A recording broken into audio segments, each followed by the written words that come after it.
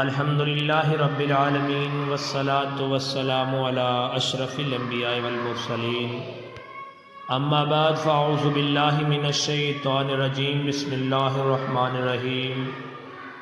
حضرت محمد رسول اللہ خاتم النبیین صلی اللہ علیہ وعلی آلہ واصحابہ وسلم نے ارشاد فرمایا، کوئی بھی اللہ سے زیادہ غیرت مند نہیں، اور اسی لیے اس نے فواحش کو حرام قرار دیا ہے، اور اللہ سے زیادہ کوئی تعریف پسند کرنے والا نہیں۔